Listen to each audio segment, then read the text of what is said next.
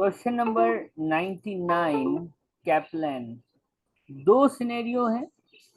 एक बंदा है जिसका नाम है जैसन। वो परेशान है, उसको समझ नहीं आ रही कि वो किस कंपनी में जॉब करे। ऊपर का पैराग्राफ आपने पढ़ा, उसमें लिखा हुआ है कि भाई टैक्स ईयर से पहले, हमें पता है टैक्स ईयर हमारा क्या है, कब शुरू होता है, कब खत्म होता है। ये आपको बता रहा है कि इनिशियल पीएलसी में उसकी जॉब है और उससे ये बेनिफिट्स, ये सैलरी वगैरह वगैरह उसको मिलता है।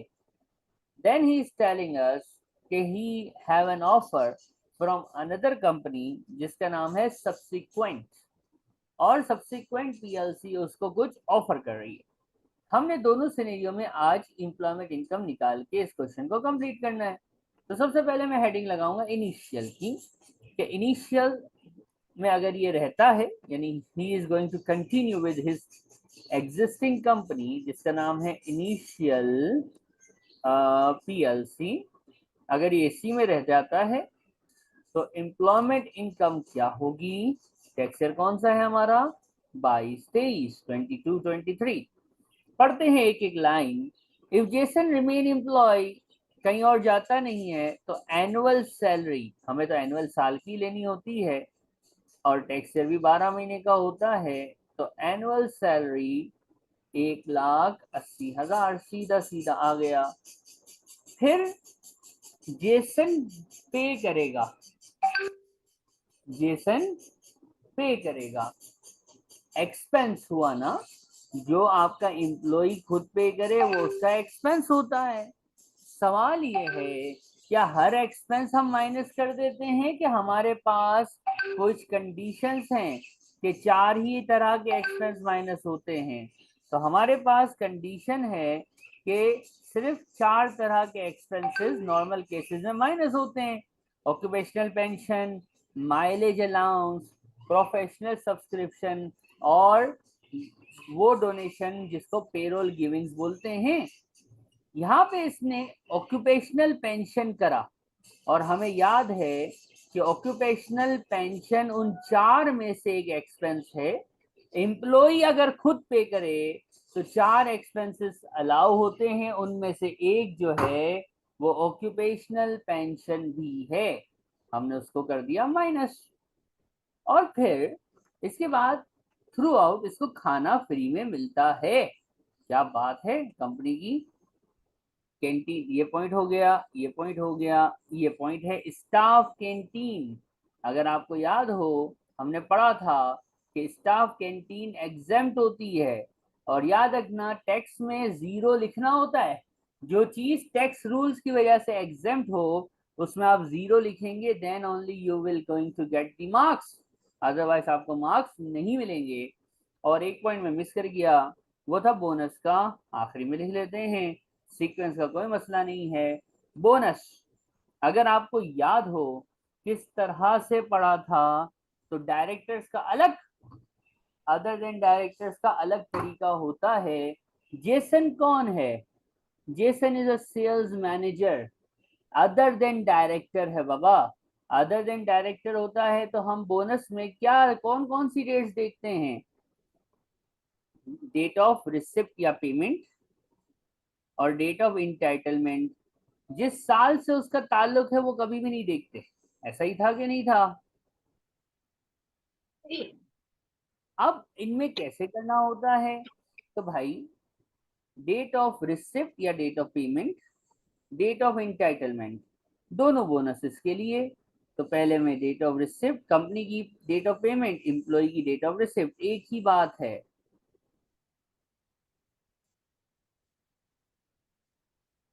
मैंने दोनों डेट्स को लिखा, ये बोनस 1 है, ये बोनस 2 है।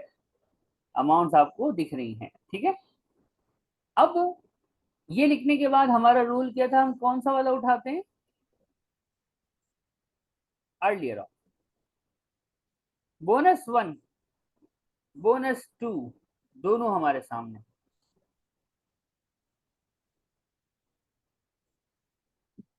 तो मैं थोड़ा सा सेट करके लिख देता हूँ ताकि आपको समझने में आसानी हो जाएगी। बोनस 1 है 22,000 का, बोनस 2 है 24,000 का। ऐसा ही है 1 एंड 2। मैं date of receipt, date of entitlement को अलग अलग लिख देता हूँ। डेट ऑफ रिसिप्ट बोनस 1 की जो है वो है 30 अप्रैल 22 और इसकी है 30 अप्रैल 23। इसकी है 15 मार्च 22 और इसकी है 15 मार्च 23।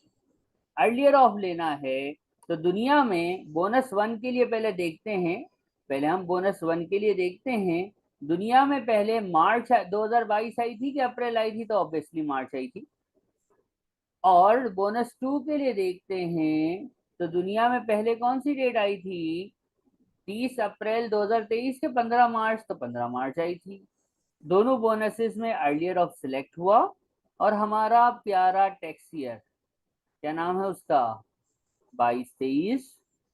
6 अप्रैल 22 को शुरू होता है, 5 अप्रैल 23 को खत्म हो जाता है।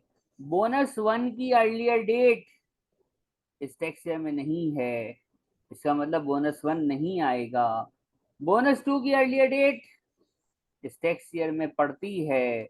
हमने कहा था रिसिप्ट बेसिस है, पूरा आ जाएगा, प्रोरेट श्रोरेट नहीं होता। तो bonus 1 out, bonus 2 we are going to take और हमारे पास आंसर आएगा जिसको हम कहेंगे एम्प्लॉयमेंट इनकम। किस केस में? इनिशियल पीएलसी में अगर आप रुकते हैं, if you keep your employment with initial PLC, your employment income will be 196,000। ये मैंने सॉल्व किया और इनिशियल का काम पूरा हो गया। Any questions? समझ में आ गया। अब ये आपने देख लिया, कोई चीज कॉपी में रह गई है तो कर लीजिएगा। फिर हम कर बात लिया करें कॉपी। Subsequent PLC.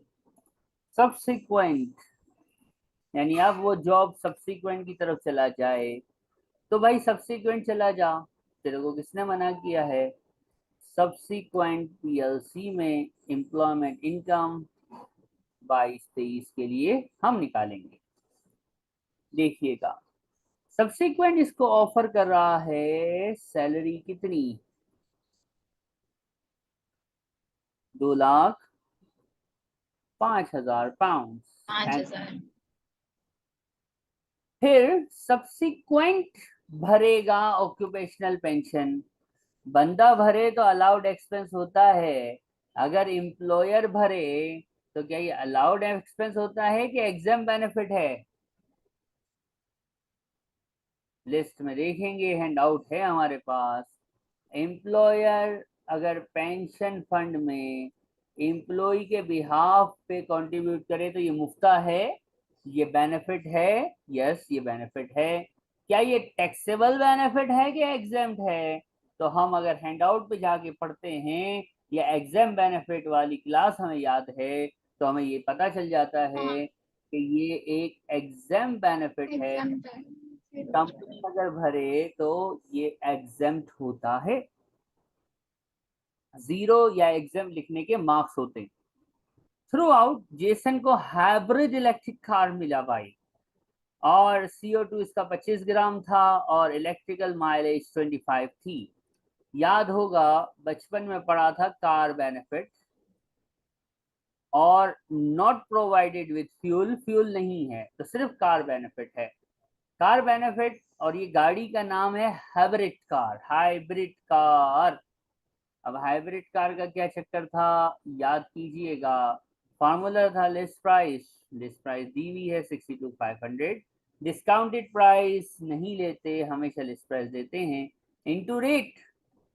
रेट जब हाइब्रिड कार हो और उसका CO2 50 ग्राम के अंदर अंदर हो, ये रूल बता रहा हूं, अगर हाइब्रिड कार हो और CO2 उसका कम हो, 50 के अंदर अंदर हो, तो फिर हम उसके लिए CO2 बेस्ड वर्किंग नहीं करते थे।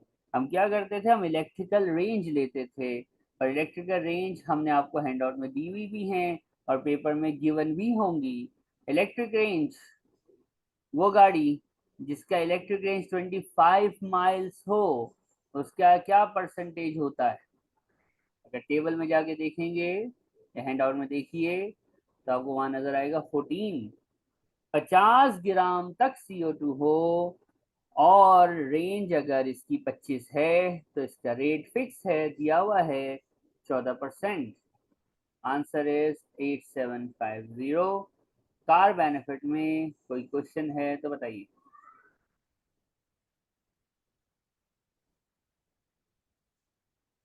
Any questions in car benefit?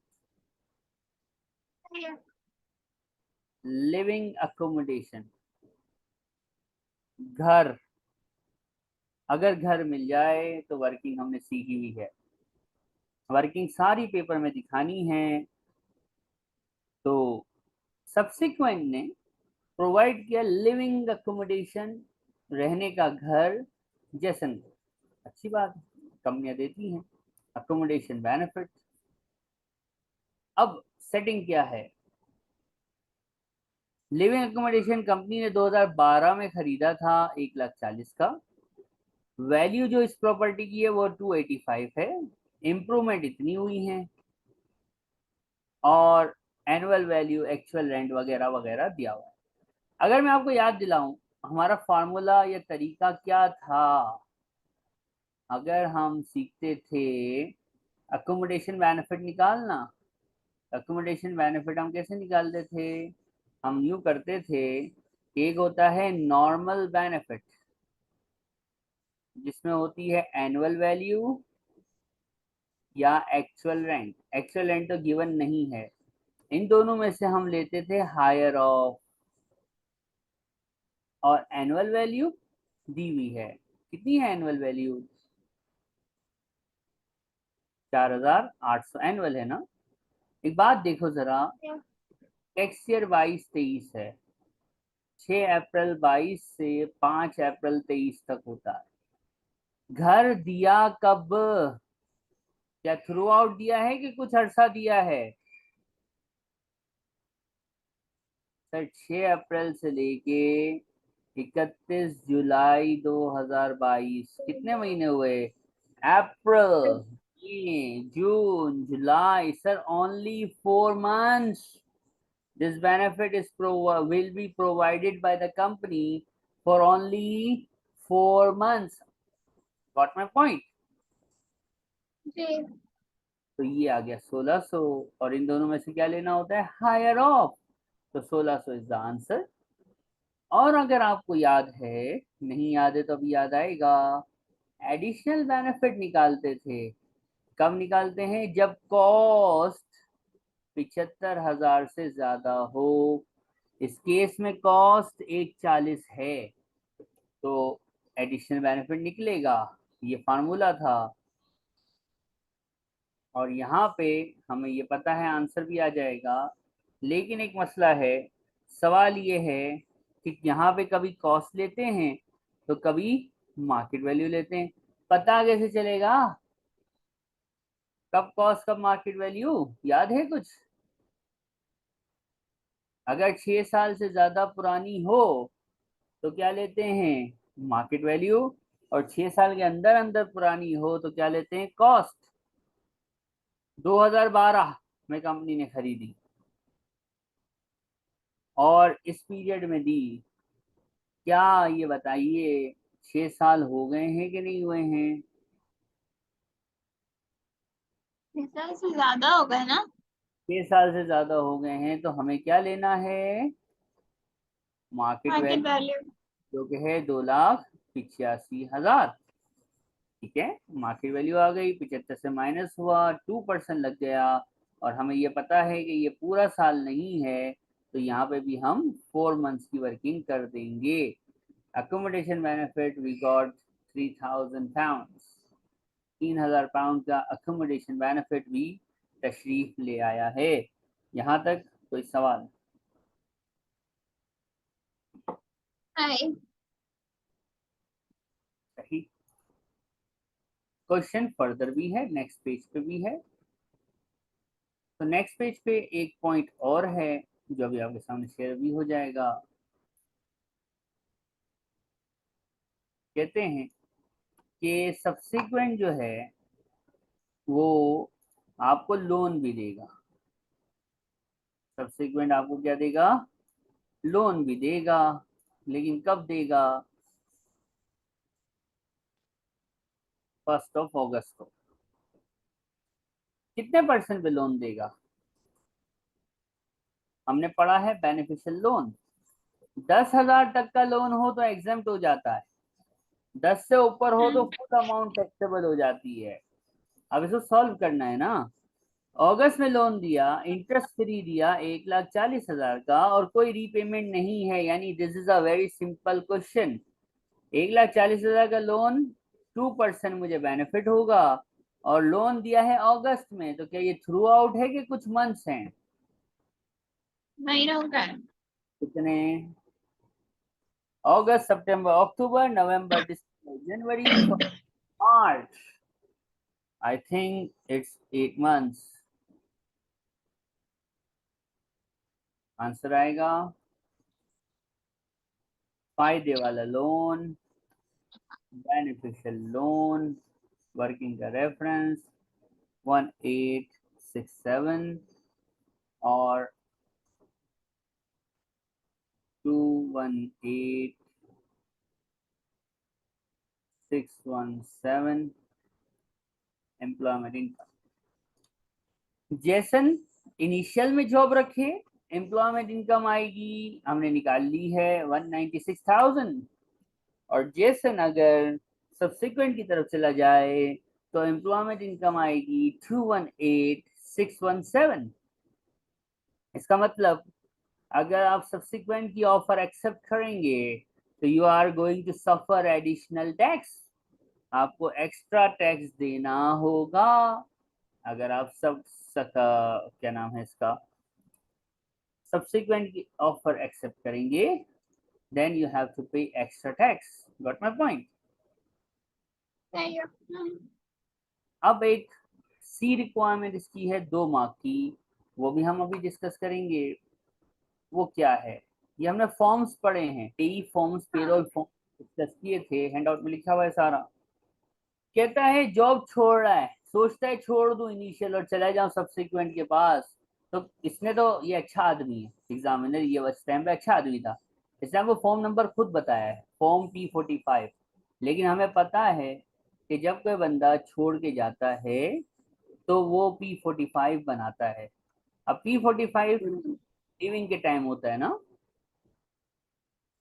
जी। तो क्या दिखेगा, P45 में क्या नजर आएगा, जैसन की क्या चीज नजर आएगी, टैक्सेबल अर्निंग्स यानी एम्प्लॉयमेंट इनकम की डिटेल नजर आएगी, कितना उसका टैक्स डिडक्ट हुआ है आज तक, वो कटता है डिडक्टेड, अप टू जब वो जॉब नहीं छोड़ रहा, 14 तारीख ना, यानी 14 मार्च तक कितनी उसकी अर्निंग है, कितना उसका टैक्स कटा है ये दिखाएगा, उसका टैक्स कोड दिखाएगा, यानी टैक्स कोड मतलब जैसे एम्प्लॉय नंबर होता है तो टैक्स कोड भी हर बंदे का यूनिक होता है, पाकिस्तान में NTN बोलते हैं, NIC नंबर बोलते हैं, ऐसे टैक्स कोड होता है, ठीक है।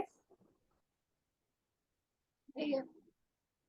और फिर जेसन क्या करेगा, जेसन को ये कॉपी देनी पड़ेगी, will give copy of P45 to, कहाँ जा रहे हैं जॉब करने,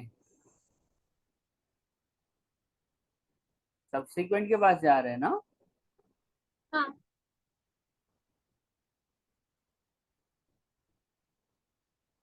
क्यों देंगे,